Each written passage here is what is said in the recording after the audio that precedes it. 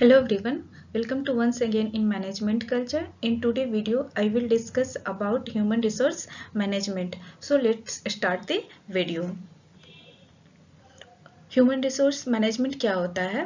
तो ये 3 वर्ड से मिलकर बना हुआ है, ह्यूमन रिसोर्स एंड मैनेजमेंट। जो भी ह्यूमन है, ह्यूमन एज ए रिसोर्स, हम उसे कैसे मैनेज करते हैं वो हमारा ह्यूमन रिसोर्स मैनेजमेंट हो जाता है। तो human resource management is a part of management and all the essential of management are applied on HRM also.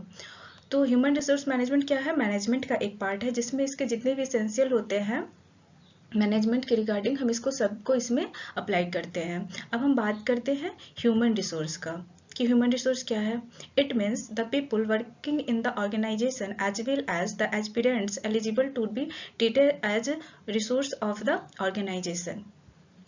एक ऑर्गेनाइजेशन के अंदर में जितने भी पीपल वर्क करते हैं और जो पीपल वर्क करने के लिए एलिजिबल है वो ह्यूमन रिसोर्स के तौर पे मेजर किया जाता है, उसे हम ना ह्यूमन रिसोर्स के तौर पे डिफाइन करते हैं। ह्यूमन रिसोर्स मैनेजमेंट अब क्या होता है? तो it is a planning, organising, directing and controlling of procurement, compensation, integration and maintenance of human resources to the end that individual, organization and social objective are accomplish।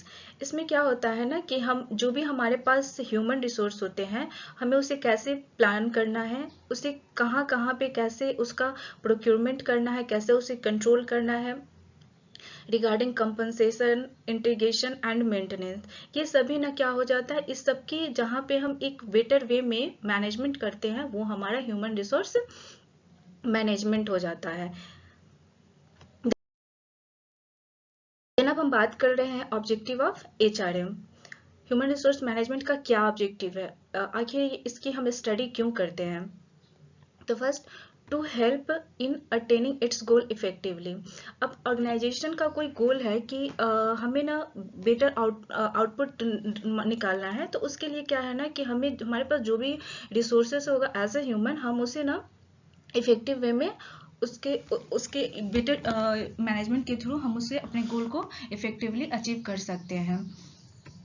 To utilise the available human resource effectively, जो भी हमारे पास human resource available है हम उसको अच्छी तरह से utilise कर सके, उसका ना अच्छा आउटपुट निकाल सके।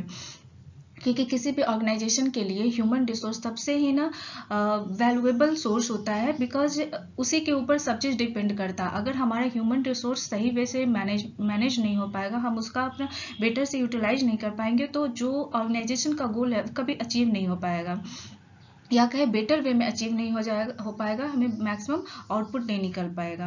Then to increase employ job satisfaction and self actualisation. Human resource management में क्या करते हैं कि एक ऑर्गेनाइजेशन में एम्प्लॉय का जॉब सेटिस्फैक्शन बहुत ही क्रूशियल रोल प्ले करता है।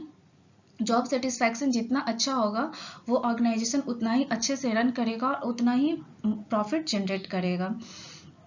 Then to develop and maintain quality of work life. इसमें क्या होता है कि जो एक एम्प्लॉय होता है, जो भी ह्यूमन रिसोर्स है, उसके वर्क लाइफ को भी ना क्वालिटी वर्क लाइफ देने का काम किया जाता है, जिससे ना सेटिस्फैक्शन, जो क्वालिटी ऑफ सेटिस्फैक्शन है, जो सेल्फ एक्चुअलाइजेशन है, वो भी ना फुलफिल हो सके। to help in maintain ethical policies inside and outside the organization। Human resource management में जैसे हमने डिफिनेशन में पढ़ा था कि जितने भी इसमें कंप्लायंसेस होते हैं सभी को इसमें अप्लाइड किया जाता है। तो यहाँ पे इथिकल पॉलिसीज बहुत ही इम्पोर्टेंट पार्ट होता है किसी ऑर्गेनाइजेशन का, कि कोई ऑर्गेनाइजेशन कितने अच्छे से अपनी इथिकल पॉलिसीज को इम्प्लीमेंट कर रहा है।